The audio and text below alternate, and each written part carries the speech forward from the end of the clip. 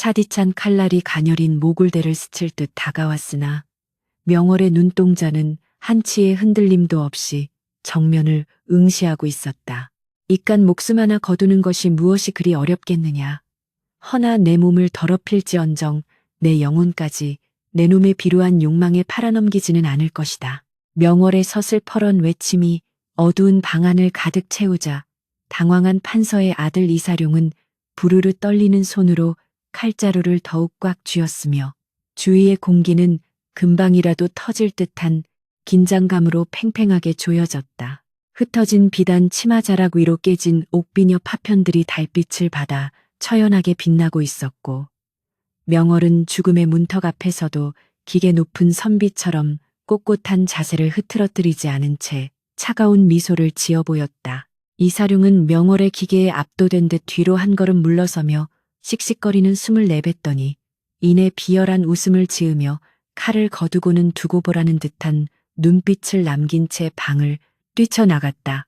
홀로 남겨진 명월은 그제야 참았던 숨을 몰아쉬며 바닥에 주저앉았으나 떨리는 손으로 흐트러진 옷매무새를 다듬으며 자신의 운명이 이 밤을 기점으로 벼랑 끝으로 내몰릴 것임을 직감하고 있었다. 본래 한양 화원루에서 시와 서화에 능해 문인들의 찬사를 한 몸에 받던 명월이었으나 권력의 정점에 선자들의 청을 거절한 대가는 이토록 가혹하고도 날카로운 칼날이 되어 돌아왔던 것이다. 촛불조차 꺼져버린 어둠 속에서 명월은 자신의 방 한구석에 놓인 검은고를 어루만지며 세상이 정한 기녀라는 신분과 자신이 지키고자 하는 인간의 존엄 사이에서 깊은 고뇌에 빠져들었다. 이튿날 날이 밝기도 전에 명월에게 내려진 처분은 참혹하기 그지없었으니 그것은 바로 한양에서 수백 리 떨어진 북쪽 변방의 관비로 압송된다는 청천벽력 같은 명령이었다. 화려한 가마 대신 포승줄에 묶인 채 거친 흙길을 걷게 된 명월은 자신을 조롱하며 바라보는 장터 사람들의 시선을 온몸으로 받아내면서도 고개를 숙이지 않았고 오히려 더욱 당당하게 앞을 향해 발을 내디뎠다. 며칠을 밤낮 없이 걷느라 버성코는 이미 피로 물들었고 고운 살결은 거친 바람에 터져나갔지만 명월의 마음속에는 오직 자신을 이토록 처참하게 짓밟은 권력에 대한 분노와 살아남아야 한다는 강렬한 의지가 불꽃처럼 타오르고 있었다. 유배지로 향하는 길목마다 마주치는 황량한 풍경들은 마치 자신의 앞날을 예견하는 듯 쓸쓸했으나 명월은 그 풍경들을 눈에 담으며 언젠가 다시 일어설 날을 기약하며 입술을 굳게 물었다. 험준한 고갯길을 넘던 중 갑작스럽게 쏟아지는 폭우를 피해 잠시 머물게 된 낡은 주막에서 명월은 운명처럼 한 사내와 마주하게 되었으니 그는 낡은 도포 차림의 삿갓을 깊게 눌러쓴 선비윤이었다. 주막 한쪽 구석에서 묵묵히 국밥을 넘기던 윤은 포교들에게 끌려 들어오는 명월의 처참한 몰골을 보고는 잠시 숟가락을 멈추었으나 이내 무심한 듯 시선을 돌려 창밖의 빗줄기를 바라보았다. 명월은 자신을 동정의 눈길로 바라보는 다른 이들과 달리 오직 평온함만을 유지하는 윤의 기이한 분위기에 묘한 호기심을 느꼈고 포교들이 술에 취해 잠든 틈을 타 차가운 마루 위에서 그와 시선이 마주치는 찰나를 맞이했다. 윤은 아무 말 없이 자신의 겉옷을 벗어 떨고 있는 명월의 어깨 위로 덮어주었으며 그 짧은 접촉 속에서 명월은 그동안 느꼈던 세상의 냉대와는 다른 따스한 온기를 전해받으며 왈칵 눈물이 쏟아질 것만 같은 기분을 간신히 억눌렀다. 비가 그친 새벽녘 다시 길을 떠나야 하는 명월에게 윤은 작은 종이 뭉치를 건네며 낮은 목소리로 살아남으시오. 살아남아야 진실을 말할 기회도 생기는 법이니 마리오라는 짧지만 묵직한 한마디를 남기고 안개 속으로 사라졌다. 명월은 손바닥에 쥐어진 종이 뭉치를 움켜쥐며 그 사내의 이름조차 알지 못했으나 그의 눈빛에서 읽어낸 깊은 슬픔과 격려가 자신의 심장을 다시 뛰게 함을 느꼈으며 비로소 죽음보다 더한 고통 속에서도 살아가야 할 이유를 찾게 되었다. 발목을 조여오는 쇠사슬 소리가 서글프게 울려 퍼지는 변방의 땅에 발을 내디디며 명월은 이제 자신이 기녀 명월이 아닌 이름 없는 관비로서의 삶을 시작해야 함을 깨닫고 눈앞에 펼쳐진 거친 대지를 향해 서늘한 미소를 지었다. 이것은 끝이 아니라 새로운 복수의 시작이자 조선 팔도를 뒤흔들 애달픈 연가의 서막이었으니 명월의 가슴 속에는 이미 차가운 칼날 대신 뜨거운 야망이 자리 잡기 시작한 것이었다. 부풍한 설이 몰아치는 변방의 관아 마당에서 명월은 채쩍삼 하나에 의지한 채 얼어붙은 빨래를 방망이질하며 하루를 시작했으나 그녀의 눈빛만은 한양의 화려한 조명 아래 있을 때보다 더욱 매섭게 빛나고 있었다. 기녀의 절개가 장터의 썩은 고기보다 못하다 비웃더니 고작 나를 이곳으로 보내 내 손에 물을 묻히는 것으로 내 놈들의 분풀이가 끝날 줄 알았더냐. 명월은 속으로 피눈물을 삼키며 방망이를 휘둘렀고 거친 나무 바닥에 쓸려 진물이 흐르는 손등의 고통조차 잊은 채 오직 이 치욕의 시간을 견뎌내어 자신을 모함한 자들의 목을 조일 날만을 손꼽아 기다리고 있었다. 관아의 수양버들이 앙상한 가지만을 남긴 채 울부짖는 밤이면 명월은 관비 숙소의 차가운 구석에 앉아 윤이 건네주었던 종이 뭉치를 펼쳐보며 그날의 온기를 되새겼고 그 종이 속에 적힌 짧은 시구 한 절이 그녀가 버틸 수 있는 유일한 버팀목이 되어 주었다. 그러던 어느 날 변방의 고을에 새로운 현감이 부임한다는 소식과 함께 관아는 발칵 뒤집혔으며 명월 역시 신임 사또의 수발을 들기 위해 다시금 연지 곤지를 찍고 기생의 옷을 입어야 하는 얄궂은 운명에 처하게 되었다. 거울 속에 비친 자신의 모습이 낯설어 명월은 한참을 멍하니 바라보았으나 이내 입술을 굳게 깨물며 연분홍 치마를 휘날리며 연회장으로 향했고 그곳에서 그녀를 기다리고 있었던 것은 예상치 못한 인물이었으니 바로 길 위에서 만났던 선비 윤이었다.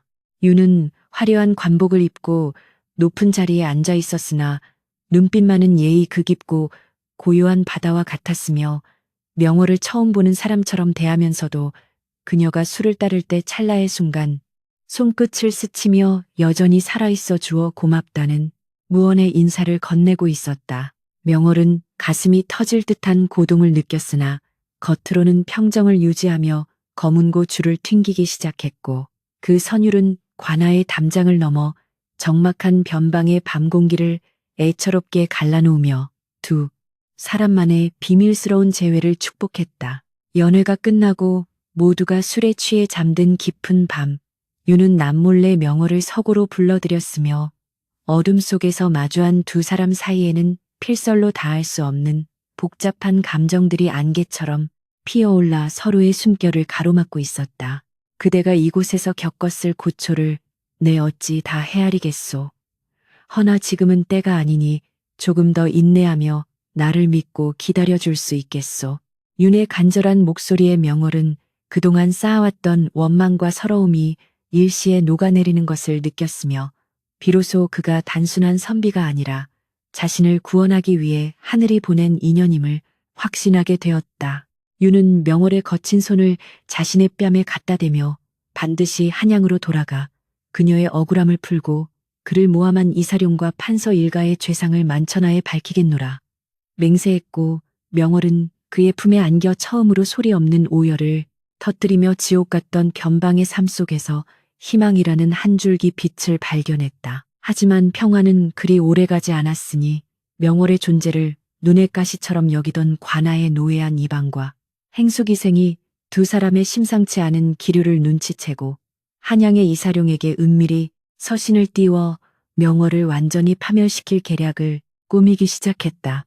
이방은 명월이 현감을 유혹하여 관아의 기강을 어지럽히고 국가의 기밀을 탐하려 한다는 허위 사실을 유포하기 시작했고 명월은 또다시 사람들의 수군거림과 멸시의 시선 속에 갇히게 되었으나 이번에는 혼자가 아니라는 믿음이 그녀를 더욱 강하게 단련시키고 있었다.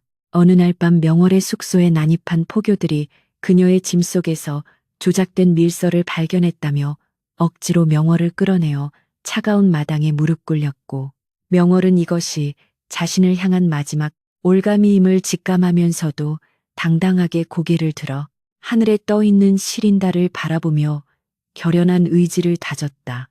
소식을 듣고 달려온 유는 분노로 몸을 떨었으나 이방이 내미는 증자들이 너무나 치밀하게 조작되어 있어 섣불리 움직였다가는 자신마저 반역의 무리로 몰릴 수 있는 절체절명의 위기에 봉착하게 되었고 명월은 그런 윤의 눈빛을 읽고는 고개를 가로저으며 결코 자신 때문에 대업을 그르치지 말라는 신호를 보냈다. 내 비록 미천한 기녀의 몸이나 사사로운 정에 이끌려 나라씨를 망치게 할 수는 없으니 사또께서는 부디 공명정대하게 나를 문초하시어 진실을 밝혀주소서. 명월의 당당한 외침은 구경하던 이들의 가슴을 울렸으며 유는 피가 맺히도록 주먹을 꽉 쥔 채 그녀에게 주리를 트라는 명령을 내릴 수밖에 없었으니 그 고통은 명월의 육체보다 윤의 심장을 더 깊게 파고들고 있었다.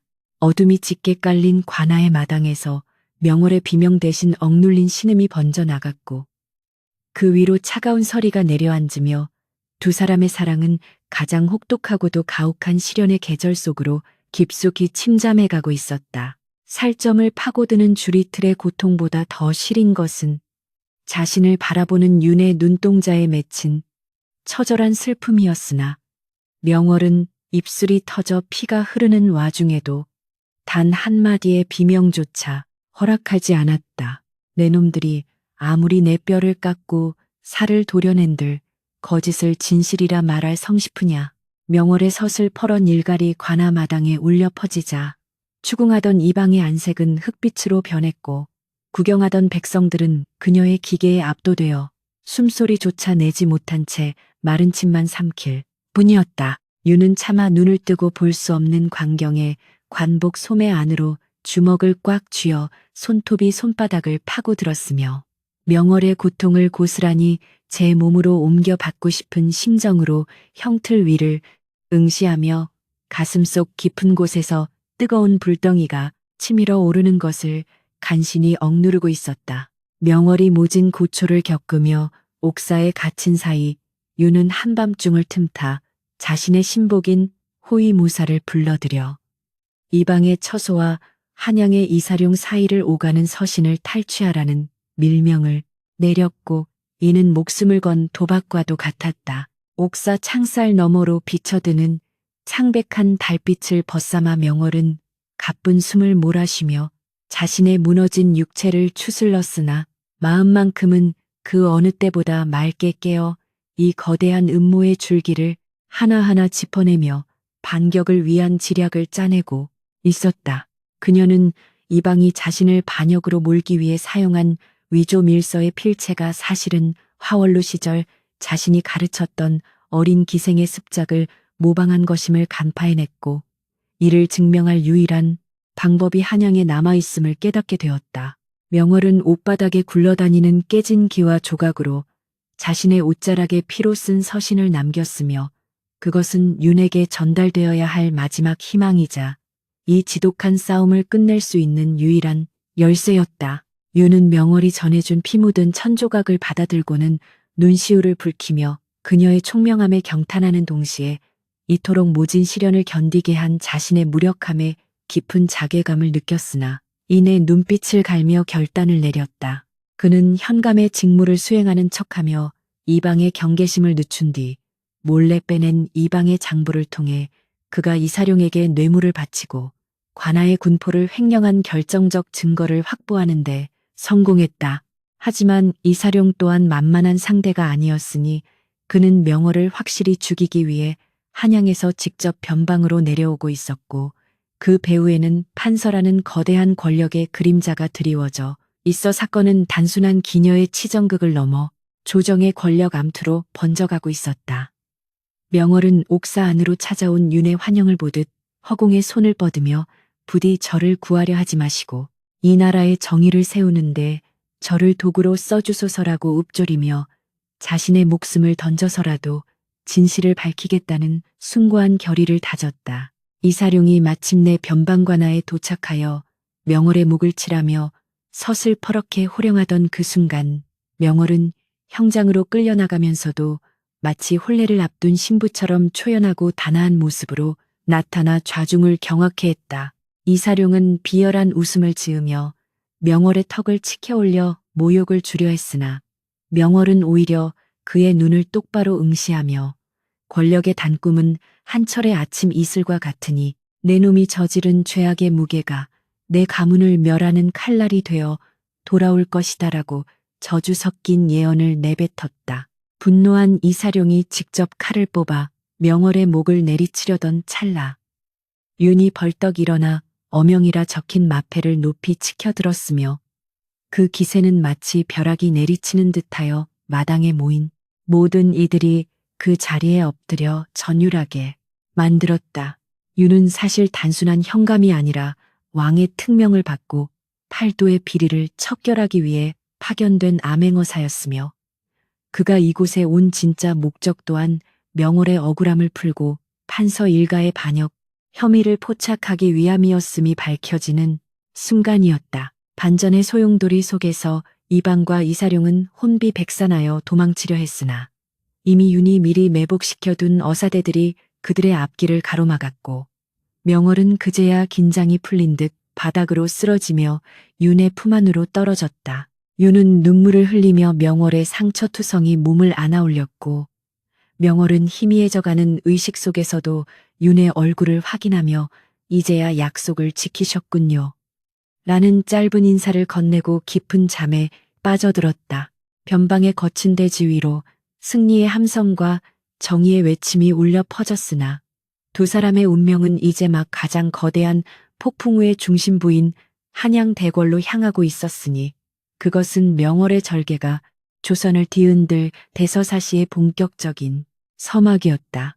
명월의 피 묻은 옷자락이 바람에 흩날리며 마치 붉은 꽃잎이 지는 듯한 장관을 연출했고 그 광경을 목격한 백성들은 훗날 이날의 일을 전설처럼 이야기하며 한 기녀가 보여준 위대한 기계를 칭송하게 되었다. 한양 의금부 추국장에 몰아치는 찬바람은 살을 에일 듯 날카로웠으나 명월은 하얀 소복 차림으로 거적대기 위에 앉아 서슬퍼런 위엄을 잃지 않은 채 대전 위에 앉은 판관들을 응시했다. 미천한 기녀의 몸으로 대감을 능멸하고 국법을 어지럽혔으니 그 죄를 어찌 다 갚으려느냐. 판서의 호통이 천장을 울렸으나 명월은 오히려 창백한 입술에 엷은 미소를 띄우며 대답하기를 저들이 말하는 국법이란 과연 권세가의 탐욕을 채우는 수단에 불과한 것인지 아니면 억울한 백성의 눈물을 닦아주는 방패인지 되물으며 좌중을 압도했다. 명월의 목소리는 비록 낮았으나 그 안에 담긴 결기는 추국장에 모인 수많은 관리들의 심장을 찌르는 창칼보다 예리했고 그녀가 한마디 한마디 내뱉을 때마다 판서와 그 일파들의 안색은 서서히 흑빛으로 변해갔다. 이사룡은 옆에서 안절부절 못하며 명월의 입을 막으려 했으나 이미 주사위는 던져졌으며 명월의 눈동자 속에는 자신의 목숨을 던져서라도 이 부패한 세상을 뒤집어 엎겠다는 장렬한 의지가 불꽃처럼 타오르고 있었다. 그때 추국장의 육중한 문이 열리며 암행어사 복도를 갖춰 입은 윤이 국왕의 밀지를 높이 받들고 위풍당당하게 걸어 들어왔고 그의 등 뒤로는 그동안 변방에서 수집한 판서 일가의 반역증자와 횡령 장부들이 산더미처럼 들려 들어왔다. 전하의 명을 받들어 이 자리에 섰노니 여기 있는 판서 이정국과 그 아들 사룡은 권세를 남용하여 백성을 수탈하고 무고한 여인을 옥죄어 진실을 은폐하려 한 대죄를 지었다.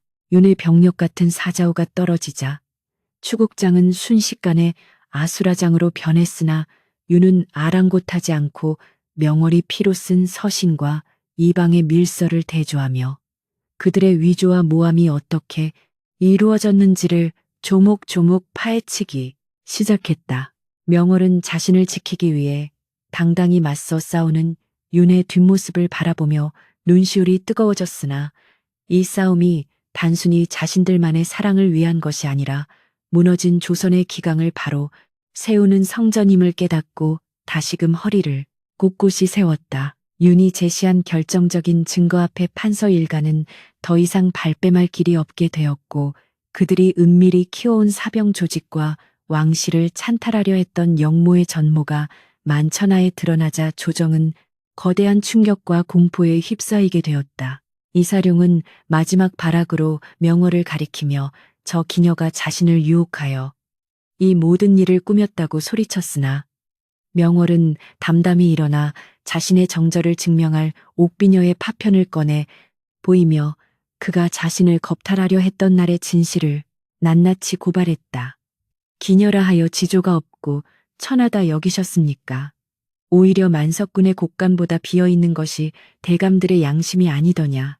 명월의 이 일갈은 구경하던 백성들의 가슴에 깊이 박혔고 곳곳에서 판서 일가를 처단하라는 함성이 터져 나오기 시작하자 왕은 마침내 그들에게 극형을 내릴 것을 명했다. 죄인들이 끌려나가는 서슬퍼런 칼날 아래서 명월은 비로소 깊은 한숨을 내쉬며 무너져 내렸고 윤은 신분도 잊은 채 달려와 그녀를 품에 안으며 두 사람의 눈물이 교차하는 장렬한 순간을 맞이했다. 추국이 끝난 뒤 명월의 무고함은 공식적으로 인정되었고 조선 팔도는 한 기녀의 절개와 용기가 권력의 상징인 판서 가문을 무너뜨렸다는 소식으로 들끓었으며 그녀의 이름은 저작거리의 소문에서 전설로 승화되기 시작했다.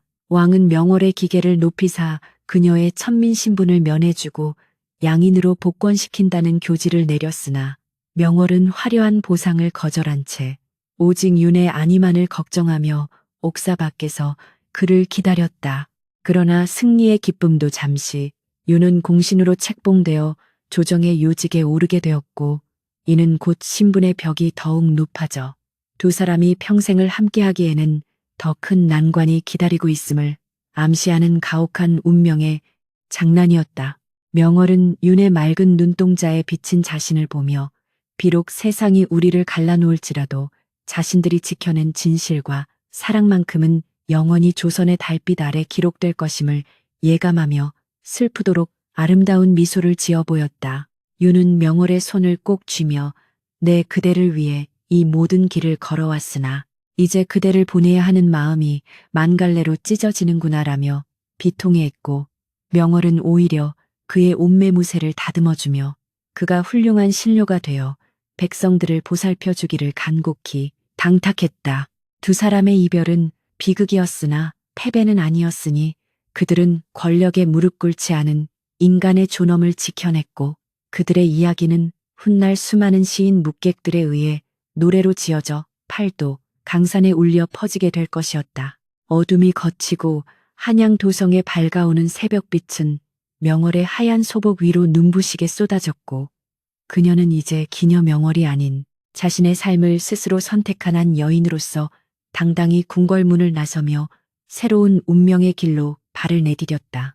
진실은 승리했고 악인은 처단되었으나 가슴 한구석에 남은 애달픈 연정은 낙화가 되어 흐르는 물에 실려 보내야만 했으니 그것이 조선이라는 거대한 법도 속에서 두 사람이 감내해야 할 마지막 희생이었던 것이다. 폭풍우가 지나간 자리에는 시린 달빛 대신 따스한 봄볕이 내리쬐기 시작했으니 한양 도성을 떠들썩하게 했던 명월의 이야기는 이제 백성들의 가슴 속에 깊은 울림을 남긴 채 전설로 자리 잡았다. 명월은 왕이 내린 비단옷과 재물을 정중히 사양하고는 호련히 종적을 감추었으며 그녀가 향한 곳은 윤과 처음 인연을 맺었던 그 변방의 작고 평화로운 마을 근처의 호젓한 산자락이었다. 그곳에서 명월은 화려한 가채와 연지곤지를 내려놓고 수수한 무명옷을 입은 채 약초를 캐고 그를 가르치며 평범한 여인의 삶을 살아가기 시작했으나 마을 사람들은 그녀의 고결한 풍모에서 여전히 범접할 수 없는 기계를 읽어내곤 했다. 그녀는 비록 윤과 몸은 떨어져 있었으나 매일 아침 남쪽 하늘을 바라보며 그의 안녕을 빌었고 자신이 지켜낸 절개가 단순히 한 남자를 향한 정조를 넘어 인간으로서의 자존이었음을 매 순간 되새기며 평온한 나날을 보냈다. 한편 조정의 중신으로 등용되어 백성을 보살피는 어진 정치를 펼치던 유는 바쁜 정무 속에서도 문득문득 바람에 실려오는 매화 향기에서 명월의 숨결을 느끼며 깊은 그리움에 젖어들곤 했다. 두 사람은 서로의 길을 존중하며 신분의 벽을 억지로 허물려 하기보다 각자의 자리에서 최선을 다하는 것이 진정한 사랑의 완성임을 깨달았고, 유는 명월이 준 피 묻은 천조각을 품에 간직한 채 청렴결백한 공직자의 길을 걸어나갔다. 그러던 어느 해 가을, 노을이 온 산을 붉게 물들이던 저녁에 유는 정무를 잠시 내려놓고 평복 차림으로 명월의 집을 찾았으며, 두 사람은 마당가에 나란히 앉아 말없이 흐르는 구름을 바라보며 비로소 그 어떤 권력이나 법도도 방해할 수 없는 영혼의 자유를 만끽했다. 명월이 직접 우려낸 차 한 잔을 나누며 두 사람은 과거의 고통을 웃으며 이야기할 수 있게 되었고, 그들의 눈빛 속에는 세월도 바래지 못할 깊은 신뢰와 애정이 별빛처럼 고요하게 일렁이고 있었다. 마을 아이들이 명월의 집 마당에 모여 앉아 그녀가 들려주는 예리하기에 귀를 기울이는 풍경은 마치 한 폭의 평화로운 풍속화와 같았으며, 명월은 아이들에게 정의와 진실의 소중함을 가르치며 자신의 삶이 헛되지 않았음을 증명해 보였다. 아기는 몰락하여 그 이름조차 추하게 잊혔으나 명월의 이야기는 저작거리 기생들의 노래로, 선비들의 시문으로 살아남아 조선 팔도 방방곡곡의 지조는 신분을 따지지 않으며 진심은 반드시 통한다는 교훈을 널리 퍼뜨렸다. 명월은 이제 더 이상 누군가의 놀이개가 아닌 자신의 운명을 스스로 개척한 당당한 주인이 되었고, 그녀의 곁에는 비록 매일은 아닐지라도 마음으로 늘 함께하는 연인 윤이 있었기에 그 어떤 부귀영화도 부럽지 않은 충만한 삶을 누릴 수 있었다. 기나긴 고난 끝에 찾아온 이 평화는 두 사람이 목숨을 걸고 지켜낸 진실의 열매였으며, 이는 후세에 길이 남을 아름다운 귀감이 되어 사람들의 마음속에 깊이 각인되었다. 세월이 흘러 명월의 머리 위로 하얀 서리가 내려앉았을 때에도 그녀의 눈빛만은 여전히 한양의 추국장에서 판서의 길을 꺾던 그날처럼 맑고 고고하게 빛났으며, 그녀는 마지막 순간까지 붓을 놓지 않고 자신의 삶을 기록으로 남겼다. 꽃은 져도 향기는 남고 사람은 가도 이름은 남는 법이니 부디 세상의 풍파에 굴하지 말고 너희의 뜻을 지키며 살아가라는 유언과도 같은 그녀의 문장은 수많은 이들의 심금을 울렸고, 그녀가 세상을 떠나던 날 하늘에서는 기이하게도 눈부신 꽃비가 내렸다고 전해진다. 윤 또한 그녀의 뒤를 따르듯 조용히 생을 마감했으며, 사람들은 두 사람의 영혼이 저 세상에서는 신분의 제약 없이 영원히 함께할 것이라 믿으며 그들의 무덤가에 매화나무를 심어 그 숭고한 사랑을 기렸다. 바람이 불 때마다 매화 꽃잎이 흩날리는 그곳은 연인들의 성지가 되었고, 명월과 윤의 이야기는 조선이라는 나라가 가졌던 가장 아프고도 찬란한 사랑의 서사시로 영원히 기억되기에 이르렀다. 인생이란 잠시 머물다 가는 꿈과 같으나 그 꿈 속에서 우리가 무엇을 지키려 했는지는 영원한 기록으로 남아 후대에 전해지는 법이다. 명월과 윤이 보여준 절개와 용기는 단순히 남녀 간의 애정을 넘어 불의에 맞서는 인간의 위대한 정신을 상징하며, 오늘날에도 우리에게 진정으로 가치 있는 삶이 무엇인지를 조용히 되묻고 있다. 권력은 유한하고 탐욕은 허망하나 진실한 마음과 꺾이지 않는 기계는 세월의 강을 건너 우리 곁에 살아 숨쉬고 있으며, 그들의 애달픈 연가는 지금도 팔도 강산의 달빛 아래 은은하게 울려 퍼지고 있다.